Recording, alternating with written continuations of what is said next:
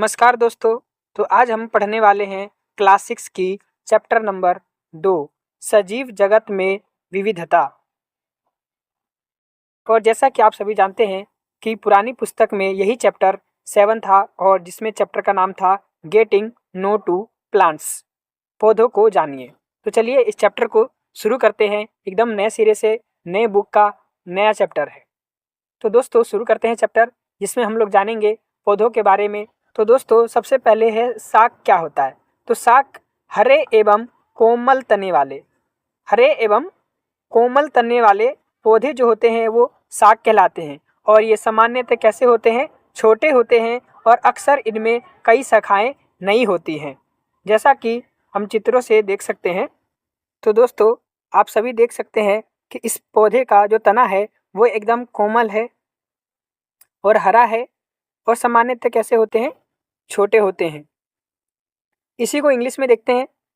Plants with green and soft stems are called herbs and they are usually small and often do not have many branches.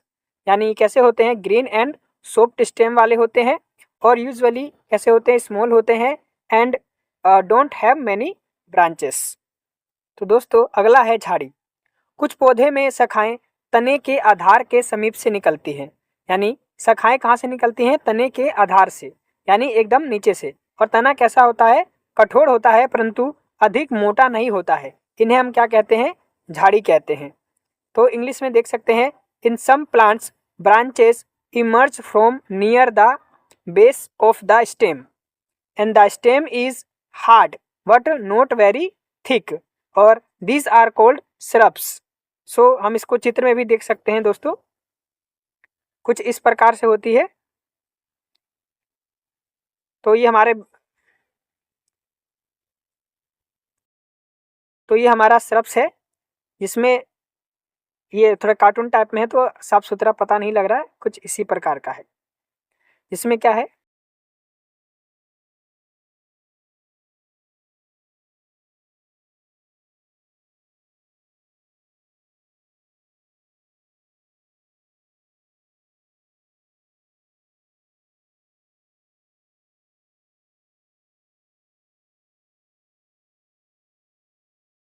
हाँ आप पुरानी वाली बुकों में देख सकते हैं, कुछ इस प्रकार से है। जिसमें क्या है, शाखाएं यानी ब्रांचेस है वो कहाँ से निकल रही है, बेस ऑफ द स्टेम से, यानी कि तने के आधार से निकल रही है। और ये जो जो इसका स्टेम है, तना है, वो हल्का हल्का मोटा है, लेकिन ज़्यादा मोटा नहीं है, मतलब मजबूत है, स्ट्रोंग है, लेकिन मोटा ज़्यादा नहीं है। और वहीं पेड़ में आप देख सकते हैं कि तने कैसे हैं, बहुत मोटे हैं और जो डालियाँ ब्रांचेस जो निकल रही है वो तने के बहुत ऊंचाई पर निकलती है। तो इसको क्या बोलते हैं हम लोग, पेड़ कहते हैं। इसकी परिभाषा को एक बार देख लेते हैं। तो कुछ पौधे क्या होते हैं, बहुत ऊंचे होते हैं तथा इनके तने जो होते हैं सुदृढ़ होते हैं, यानी कि बहुत मजबूत होते हैं, गहरे होते हैं। इनमें गहरे मतलब बहुत मोटी होती है, घनी होती है। इनमें शाखाएं भूमि से अधिक ऊंचाई पर होती है। शाखाएं क्या होती है, भूमि से बहुत ऊंचाई पर होती है और ऊपरी भाग से निकलती है। ठीक है, इन्हें वृक्ष कहते हैं। इंग्लिश में देख लेते हैं। Some plants are very tall, यानी कुछ पौधे क्या होते हैं, टोल होते हैं। And their stem are strong and deep और in these branches emerge from the upper part of the stem at a higher height from the ground and these are trees. जैसा कि आपने चित्र में देखा कि इस प्रकार होते ही बहुत ऊंचे होते हैं और जो इनकी ब्रांचेस है वो सब क्या होती है, बहुत ऊंचाई पर होती है। पत्ते वगैरह सब कुछ ऊंचाई पर है, मोटी इसकी तने हैं। तना कैसी है इसकी, मोटी है। दोस्तों अगला है विसर्पी लता। तो विसर्पी लता क्या होते हैं, ऐसे पौधे जो कमजोर तने वाले पौधे होते हैं। ये सीधे खड़े नहीं हो सकते, ये भूमि पर फैल जाते हैं। इन्हें क्या बोलते हैं, विसर्पी लता कहते हैं। इंग्लिश में क्या है, प्लांट्स विथ वीक स्टेम, यानी स्टेम कैसी होती है, वीक होती है और can not stand straight and spread on the ground and these are creepers. English में क्या बोलते हैं, इसको क्रीपर्स बोलते हैं। और ये किस प्रकार होते हैं, आपको चित्रों के माध्यम से मैं समझाता हूं। क्रीपर्स इस प्रकार के हो जाते हैं, आप चित्र में देख सकते हैं। क्रीपर्स वे पौधे होते हैं जो क्या होता है, जो सीधे खड़ी नहीं सकते, लेकिन वो क्या होते हैं, जमीन पर लतराते हैं। जैसे कि आपने तरबूजों के पौधे को देखा, तरबूजों की बेल वगैरह को देखी होगी, वो कैसे होते हैं, जमीन पर लतराते रहते हैं। ऐसे सीताफल हो गया, पंपकिन हो गया, वाटरमेलन हो गया, स्वीट पोटैटो यानी शकरकंदी, जो कि ये भी क्या होती है, जमीन पर इनकी जो पौधे वगैरह तने वगैरह होते हैं सब कुछ जमीन पर फैले रहते हैं। ठीक है, तो इस प्रकार के होते हैं। इसी प्रकार में अब हम देख सकते हैं जो खीरा है, खीरा क्यूकम्बर भी बताते हैं, वो भी क्या होती है, हमारी एक क्रीपर ही है। दोस्तों अगला पॉइंट है हमारा आरोही लता। तो आरोही लता क्या होती है, आरोही का मतलब ही होता है ऊपर चढ़ना, यानी वे पौधे जो अपने बलबूते पे खड़ी नहीं रह सकती, जो दूसरे पौधों की मदद से क्या होती है, ऊपर बढ़ती है। यानी जब कुछ पौधे किसी दूसरे पौधे की सहायता से ऊपर चढ़ जाते हैं, ऐसे पौधे क्या होते हैं, आरोही लता कहलाते हैं। जैसे कि आपने मनी प्लांट को देखा होगा, वो क्या होती है, किसी भी पेड़ के सहारे या किसी दीवार के सहारे या किसी लकड़ी के सहारे क्या होती है, ऊपर चढ़ जाती है। तो इसी प्रकार के जो पौधे होते हैं उनको या पौधे होते हैं उनको क्या बोलते हैं हम लोग, आरोही लता कहते हैं। इंग्लिश में हम लोग क्लाइंबर्स कहते हैं। यानी while some plants climb up with help, such plants are climbers. Climbers and creepers या बिसर्पी लता और आरोही लता, ये सारे शाख, झाड़ी और पेड़ों से भिन्न होते हैं। यानी हर्ब्स और श्रब्स और ट्रीज से क्या होती है, डिफरेंट होती हैं। क्योंकि जो पेड़ होती हैं, झाड़ियाँ होती हैं या फिर शाख होते हैं, वो अपने ही दम पर खड़े होते हैं, अपने ही आप ग्रोथ करते हैं। लेकिन जो बेल होती है या आरोही लता होती है, ये सब क्या होते हैं, जमीन पर लतरते हैं या फिर किसी दूसरे पौधों के सहारे से ऊपर जाते हैं। तो दोस्तों चित्र में आप देख सकते हैं कि मनी प्लांट क्या होता है, किसी सहारे से ऊपर चढ़ रही है, तो ये क्या हो गया, हमारे क्लाइंबर्स हो गया। वहीं हमारी मटर है, मटर क्या है, खेतों में भी लतरती हैं। इसके अलावा आप इसको किसी डंडी या झांकी के सहारे पर उगाना चाहे तो उसके जरिए भी उगाया जा सकता है। उसी प्रकार जो हमारा ग्रेप्स है वो भी किसी डंडी के सहारे से ऊपर चढ़ती है और लतरती रहती है, फैलती रहती है, ग्रोथ करती रहती है। ठीक है, बीन्स प्लांट हो गया, मनी प्लांट्स हो गया, पी प्लांट्स हो गया, ये सारे हमारे क्लाइंबर के एग्जाम्पल्स हैं। तो दोस्तों करेला, बिटर गार्ड, ये भी क्या है, क्लाइंबर है, क्रीपर नहीं है।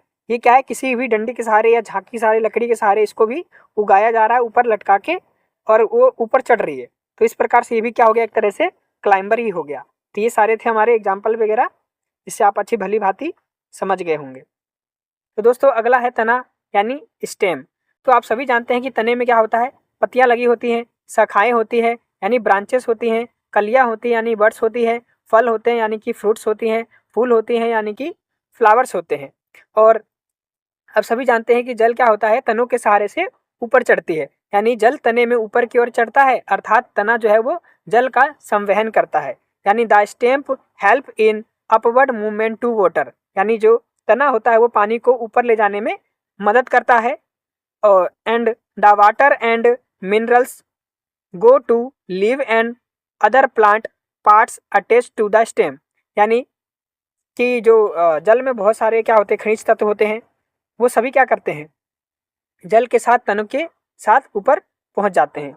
तो दोस्तों तने का कार्य क्या होता है, पानी को जमीन से पत्तियों तक पहुंचाना। दोस्तों आइए हम पत्तों के बारे में समझते हैं। आखिर पत्ता क्या होता है, पत्ते में कौन कौन से पार्ट होते हैं, पत्तों के उन पार्टों के क्या नाम है और उनके क्या काम है। पत्ती का वह भाग जिसके द्वारा वह तने से जुड़ी होती है उसे पर्णवृंत कहते हैं। यानी the part of leaf by which is attached to the stem is called Peshal.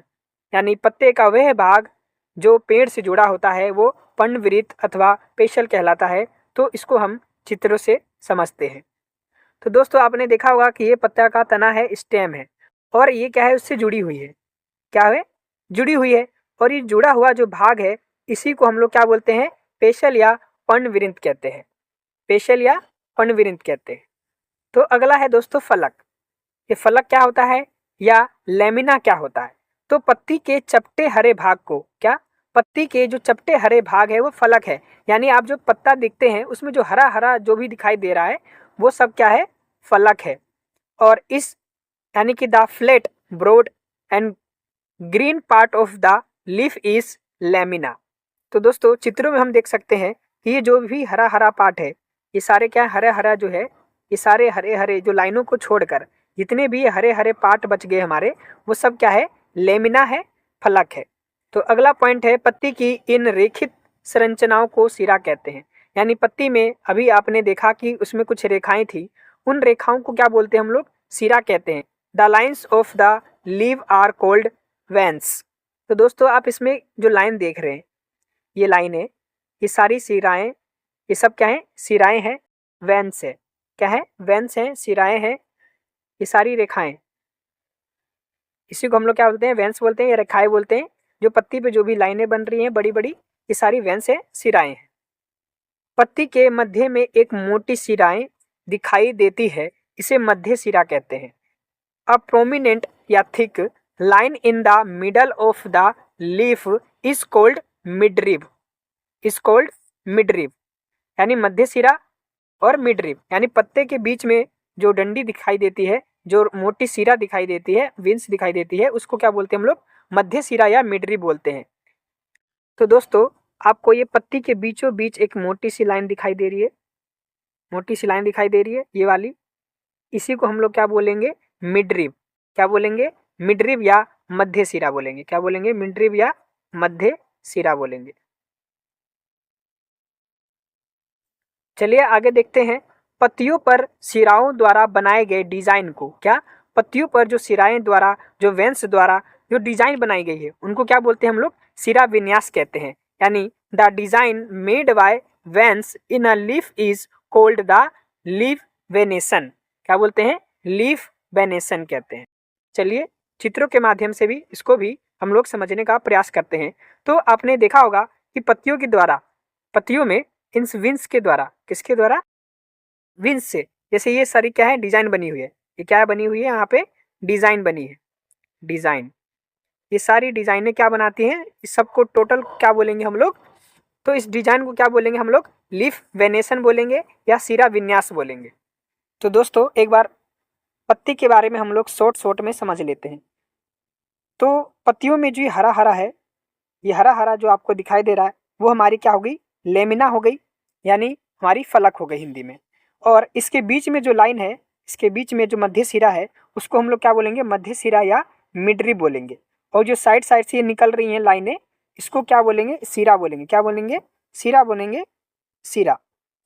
और इस पत्तियों के डिजाइन को, क्या, इस पत्तियों के डिजाइन को, जो इस पर डिजाइन बनी हुई है, ये सारी डिजाइन, इस डिजाइन को हम लोग क्या बोलेंगे, इस डिजाइन को हम लोग बोलेंगे लीफ वेनेशन या सिरा विन्यास। और इसकी जो लाइनें हैं साइड साइड से, ये सारी लाइनें क्या बन गई, हमारी मार्जिन बन गई, और ये हमारी टिप्स हो गई। तो ये थे हमारे पत्ते के मेन भाग। और जहाँ से ये जुड़ी होती है, कहाँ से, जहाँ से ये जुड़ी हुई है, इसको हम लोग क्या बोलेंगे, पेशल बोलेंगे या पर्ण विरिंत बोलेंगे।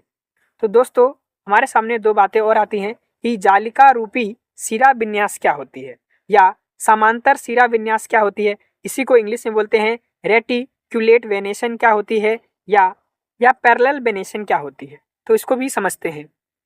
दोस्तों जब सिरा विन्यास यानी लीफ वेनेशन का डिजाइन मध्य सिरा के दोनों ओर जाल जैसा होता है, तो यह जालिका रूपी सिरा विन्यास कहलाती है।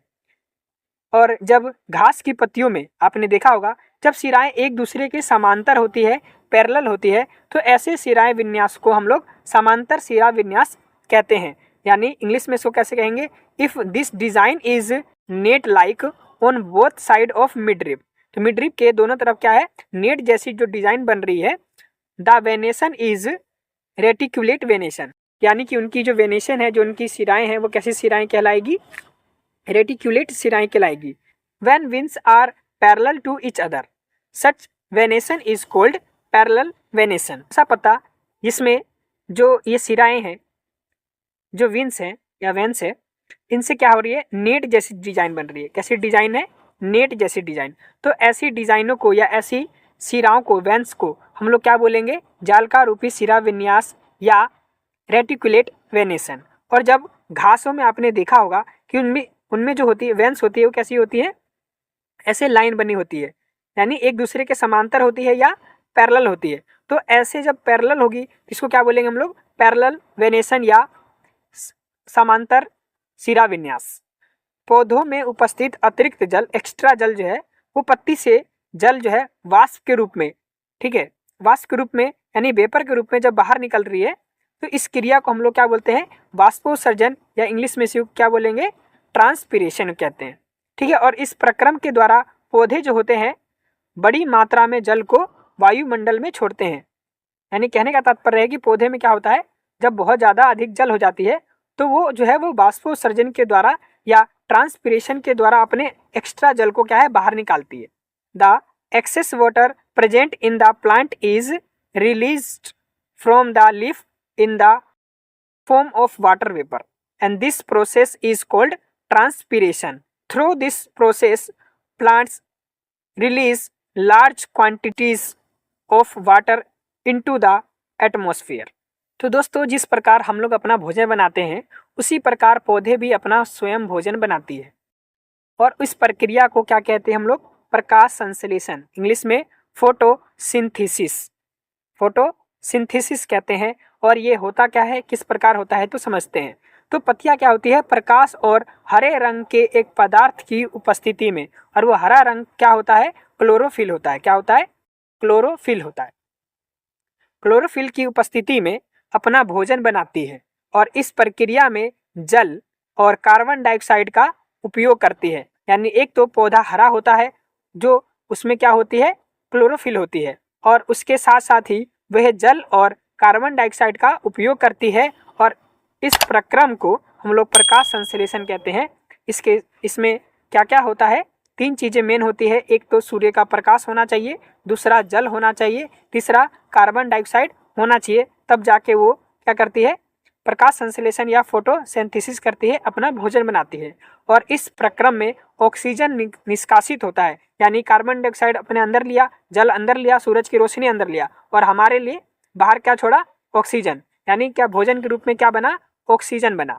और पत्तियों द्वारा संश्लेषित भोजन, यानी जो पत्तियों ने अपना भोजन बनाया, संश्लेषित किया, वो अंततः पौधे के विभिन्न भागों में मंडल के रूप में संग्रहित हो जाता है। Leaves prepare their food in present of sunlight, यानी सनलाइट की प्रेजेंट में, and a green coloured substance present in them, and for this they also use water and carbon dioxide, and this process is photosynthesis, and oxygen is given out in the process, and the food prepared by leaves ultimately gets stored in different part of the plant.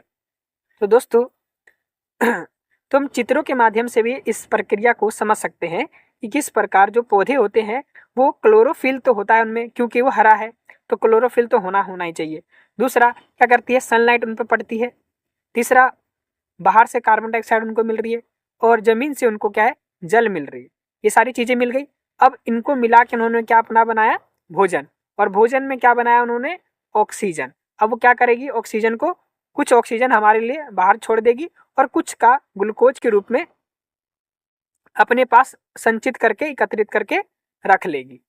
तो दोस्तों, अभी तक हमने जाना कि जो तना होता है पत्ती को जल पहुंचाता है, और पत्ती जल का उपयोग जो है अपना भोजन बनाने के लिए करती है, और पत्तियां से जल की कुछ मात्रा का ह्रास होता है, यानी बाहर निकलता है, जिसको हमने बताया था वाष्पोत्सर्जन या ट्रांसपिरेशन। ठीक है। और तने और पत्ती को जल कैसे प्राप्त होता है, तो ये कार्य कैसे होगा, कार्य जो होता है वो जड़ करेगा। तो आगे हम लोग जो है जड़ के बारे में जानेंगे।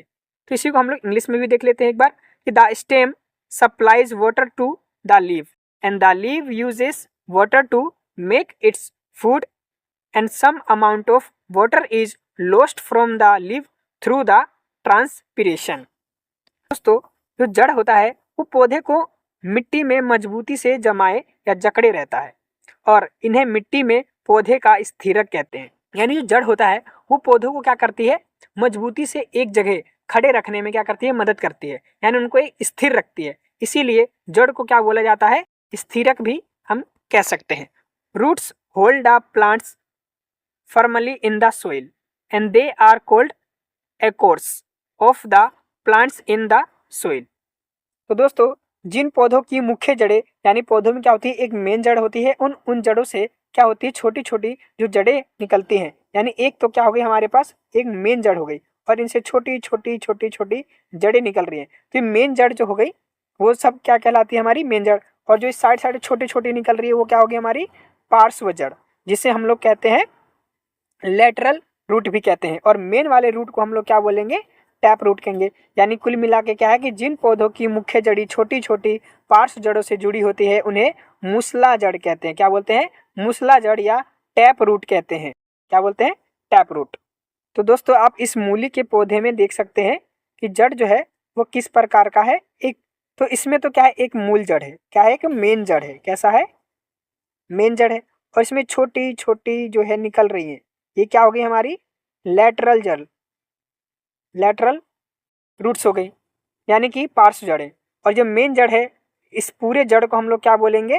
टैप रूट कहेंगे। क्या बोलेंगे? Tap root. दोस्तों अगला जड़ है रेशेदार जड़। तो रेशेदार या झकड़ा जड़ ये कैसा होता है? तो जिन पौधों की कोई मुख्य जड़ नहीं होती, क्या होती है? एक मेन जड़ नहीं होती है और सभी जड़ें कैसी होती है? एक समान दिखाई देती हैं। Plants which have no main root and all the roots look similar and this originate from the base of the stem are called fibrous root. क्या बोलेंगे? Fibrous root. और हिंदी में बोलेंगे हम लोग रेशेदार जड़। तो कहने का तात्पर्य है दोस्तों, हमारे पास दो तरह की जड़ होती है। एक जड़ें होती हैं मेन रूट वाली, एक जड़ें होती है मेन जड़ वाली, जिसको हम लोग क्या बोलते हैं? टैप रूट कहते हैं। टैप रूट या मूसला जड़ कहते हैं। दूसरा जड़ किस प्रकार की होती है? ऐसे जड़ जिनकी कोई भी मेन रूट नहीं है। इसमें कोई भी मेन रूट हमें नजर नहीं आ रहा, सारे कैसे दिख रहे हैं? हमें सिमिलर दिख रहे हैं। तो इस प्रकार के जड़ों को हम लोग क्या बोलेंगे? रेशेदार जड़ या इंग्लिश में फाइब्रस रूट। Fibrous root. तो दोस्तों जड़ का काम क्या होता है? मिट्टी से, जमीन से जल को खींचना, अवशोषण करना। ठीक है। एंड तना जो होता है जल एवं खनिज को पत्ती एवं पौधे के अन्य भागों तक पहुंचाता है। और पत्तियां क्या क्या करती है? पत्तियां जो होती है भोजन संश्लेषित करती है और यह भोजन तने से होकर, कहां से? तने से होकर पौधों के विभिन्न भागों में संग्रहित हो जाती है। तो दोस्तों हम सभी जानते हैं कि जो जड़ होता है वो जमीन से पानी को पौधों के सभी भागों तक ले जाता है, सभी भागों तक ले जाता है। और पत्तियां भोजन बनाने के बाद भोजन को सभी भागों तक पहुंचाता है, यानी जड़ तक पहुंचाता है। तो इस प्रकार जो तना होता है ये सारे तने के सहारे होता है। किसके सहारे? तने के सहारे, यानी स्टेम के सहारे। तो स्टेम जो होती है वो दो तरह का कार्य करती है। एक तो जल को पेड़ पर पहुंचाना, दूसरा पत्तियों के द्वारा जो बनाई गई भोजन है उसको जड़ों तक पहुंचाना। तो इस प्रकार हम कह सकते हैं जो जड़ होती है वो दो तरह का काम करती है, यानी टू वे काम करती है। यानी कि पौधों में क्या होता है? दो तरफा मार्ग होता है। कौन सा? दो तरफा मार्ग। इंग्लिश में हम कह सकते हैं टू वे स्ट्रीट। तो दोस्तों आप ये भी जानते हैं कि कुछ पौधे ऐसे होते हैं जिनके फूलों को भी खाते हैं, कुछ पौधे ऐसे होते हैं जिनकी पत्तियों को भी खाते हैं, कुछ पौधे ऐसे भी होते हैं जिनके जड़ों को भी खाते हैं, रूट्स को भी खाते हैं। तो ऐसे कौन कौन से पौधे हैं? कुछ एग्जाम्पल मैं आपको दे सकता हूँ कि जैसे पालक है तो हम उनके पत्तियों को खाते हैं, फूल गोभी है यानी हम फूलों को खा रहे हैं, और कुछ गाजर है, मूली है, इनके हम क्या करते हैं? रूट को खाते हैं, जड़ों को खाते हैं। तो ऐसे और कौन कौन से हैं? तो इस प्रकार की कुछ जड़ों जैसे कि गाजर हो गई, मूली हो गई, शकरकंद हो गई और सलगम हो गई और टेपियोका, ये जड़ें हैं और इनको क्या करते हैं? हम लोग खाते हैं। हम पौधों के अन्य भागों को भी खाते हैं जहां भोजन क्या होती है? भंडारित रहता है। यानी we eat some of this type of root such as carrot, radish, sweet potato यानी शकरकंद, टर्निप, सलगम हो गया, टेपियोका। तो दोस्तों अब हम बात करते हैं पुष्प की, फ्लावर की। तो फ्लावर कैसा दिखता है? फ्लावर कौन कौन से पार्ट होते हैं, उनके क्या काम होते हैं, इनको समझते हैं। तो खिले हुए पुष्प का प्रमुख भाग कौन सा? खिले हुए पुष्प का प्रमुख भाग पंखुड़िया कहलाता है। क्या कहलाता है? पंखुड़िया कहलाता है। और विभिन्न पुष्पों की पंखुड़िया क्या होती है? अलग अलग रंगों की होती है। यानी उनमें जो पंखुड़िया होती है, जैसे गुलाब की पत्तियां हैं, पत्तियां अलग होगी, गुलाब के फूल की जो फूल है तो वो क्या है? वो पंखुड़िया है। क्या है? पंखुड़िया है। और वो सभी क्या होते हैं? अलग अलग फूलों की अलग अलग पंखुड़िया होती है। The main part of a bloomed flower is called the flower petals and the petals of different flowers are of different colors। तो दोस्तों जब फूल क्या होती है? कली होती है, तब वह पौधे के किसी एक भाग के सहारे क्या होती है? बंधी रहती हैं, जुड़ी रहती हैं। और वो जुड़ी हुई चीज ही क्या होता है? हमारा बाह्य दल होता है। यानी इसे इंग्लिश में कहते हैं हम लोग सेपल्स, यानी कली का वह प्रमुख भाग छोटी पत्ती की भांति दिखाई देता है। कैसा दिखाई देता है? छोटी पत्ती की भांति दिखाई देता है, उन्हें हम लोग बाह्य दल कहते हैं। यानी the main part of bird look like small leaves, यानी जो वर्ड इससे जुड़ी होती है वो कैसा दिखता है हमको? स्मॉल लीव की तरह, पत्तों की तरह दिखता है, छोटी पत्तों की तरह दिखता है। उसको हम लोग क्या बोलते हैं? सेपल्स कहते हैं। तो आप चित्रों में देख सकते हैं कि ये जो भाग है, ये वाला जो दिखाई दे रहा है आपको, ये सारी ये सब क्या है? हमारी पंखुड़िया है। ठीक है, पंखुड़िया, इनको हमने क्या बोला था? इनको हमने बोला था पेशल, यानी पंखुड़िया। और जो ये पंखुड़िया है वो किसके सहारे है? ये हरी हरी आप देख पा रहे हैं, ये हरी हरी जो दिख रहा है, ये सारे हमारे क्या है? ये हमारे हैं बाह्य दल, हिंदी में बाह्य दल और इंग्लिश में सेपल्स। तो दोस्तों, पुष्प के आंतरिक भागों को देखने के लिए हमको पंखुड़ियों को हटाना पड़ेगा और इस सेपल्स को यानी बाह्य दलों को हटाना पड़ेगा। पंखुड़ियों को और बाह्य दलों को यानी कि पेशल को और सेपल को हटाना पड़ेगा। और हटाने के बाद हमें क्या नजर आएगी? दो चीजें दिखेगी, एक तो स्टेमेन और एक पिस्टिल। और ये जो बीच वाली भाग आपको नजर आ रही है ये हमारा क्या है? पिस्टिल है। और ये छोटे छोटे दिखाई दे रहे हैं हमें, ये छोटे छोटे दिखाई दे रहे क्या है? स्टेमेन है। यानी हिंदी में क्या बोलते हैं इसको? स्त्रीकेसर बीच वाली को, और जो साइड साइड से छोटे छोटे थे उसको हमको पुंकेसर बोलते हैं। एक स्त्रीकेसर और एक पुंकेसर। तो दोस्तों, स्त्रीकेसर क्या होता है या पिस्टिल क्या होता है? तो पुष्प के केंद्र में स्थित भाग को क्या? पुष्प के केंद्र में स्थित भाग को स्त्रीकेसर कहते हैं। अभी हमने देखा था तो बीच में जो मोटा सा था वो क्या था? हमारा स्त्रीकेसर था या पिस्टिल था। The part situated in the centre of the flower is called pistil. तो दोस्तों, अगला पॉइंट है अंडाशय। अंडाशय क्या होता है? तो ये स्त्रीकेसर का सबसे निचला एवं फूला हुआ भाग होता है। यानी आप इस चित्र में जो नीचे वाला पार्ट देख रहे हैं ये जो है अंडाशय है। क्या है? अंडाशय, यानी स्त्रीकेसर का सबसे निचला एवं फूला हुआ भाग, इसको हम लोग अंडाशय कहते हैं। इंग्लिश में हम इसको ओवरी कहते हैं। क्या बोलते हैं? ओवरी। ठीक है, तो ओवरी क्या होता है? It is the lowermost and swollen part of the pistil. Small round structures are visible in the ovary, this are called ovules. यानी अंडाशय में छोटी छोटी गोल संरचनाएं दिखाई देती हैं, इन्हें हम लोग विजांड कहते हैं। यानी जो आपको ये ब्राउन कलर की दिख रही है इसके अंदर क्या होती है? छोटी छोटी जो होती है वो गोल संरचनाएं हमको ऐसी ऐसी दिखाई देती है इसके अंदर। ठीक है, तो ये सारी क्या होती हैं? ओव्यूल्स होती है। दोस्तों, अब हमने जो है पौधों की बात कर ली, पत्तियों की बात कर ली, जड़ों की बात कर ली, तनों की बात कर ली, फूलों की बात कर ली। अब हम बात करते हैं उनके बीजों की, सीड्स की। उनके सीड्स कैसे होते हैं? बीज कैसे होते हैं? तो बीज भी दो तरह के होते हैं। एक बीज जिनके टुकड़े दो हो सकते हैं, जिनके दो टुकड़े हो सकते हैं। जैसे कि आपने चना देखा होगा, चना के हम लोग आसानी से दो टुकड़े हो जाते हैं या दो टुकड़े हो ही जाते हैं वैसे भी। इसी प्रकार मक्का के भी, लेकिन मक्का के नहीं होते हैं। इसी प्रकार मक्का के नहीं होते हैं। गेहूं के भी दो हो जाते हैं लेकिन चावल में नहीं होते हैं। गेहूं में आपने देखा होगा बीच में एक लाइन बनी होती है, इस प्रकार से जो है वो बनी होती है, इस प्रकार से बनी होती है, बीच में ऐसी लाइनें इस प्रकार से बनी होती है। ये भी दो तरह से टुकड़े हो जाते हैं, लेकिन मक्का जो है वो नहीं होता है। चना भी दो तरह से हो जाती हैं, चना भी हो जाती हैं, बीच में से हो जाती है। तो इनके भी नाम हैं। जिनके नहीं हो पाते हैं या जिनके अकेला एक ही रहता है पार्ट, उसको हम लोग एक बीजपत्री कहते हैं। जिनके दो पार्ट हो जाते हैं उनको हम लोग द्विबीजपत्री कहते हैं, यानी डाइकोट्स और मोनोकोट्स सीड।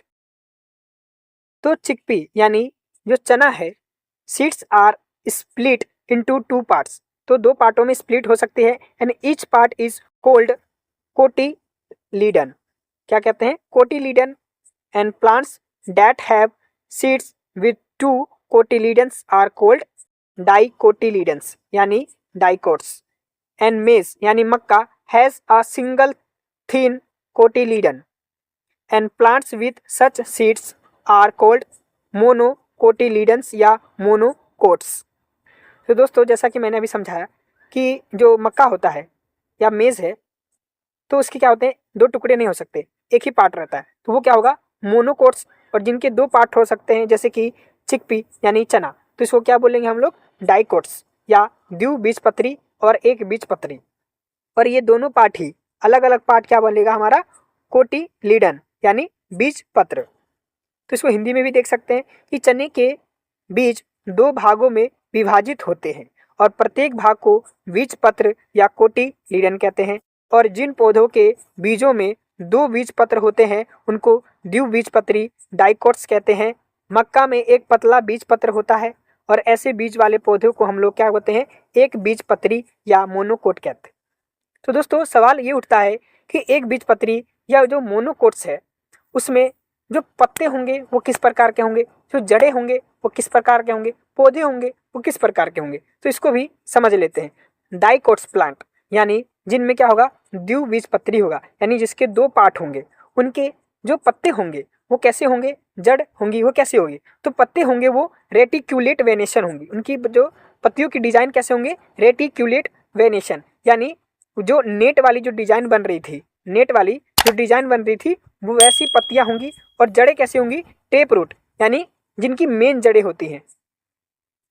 और monocots plant have parallel venation and a fibrous root system, यानी मोनोकोट्स यानी जो एक बीज पत्र वाले थे, एक पार्ट वाले थे, उनके जो वेनेशन होंगे, जो पत्तियों के डिजाइन होंगे वो कैसे होंगे, पैरेलल होंगे, घास के जैसे होंगे। या मक्का के जो पत्ता होता है वो भी घास जैसा होता है, पैरेलल वेनेशन होता है।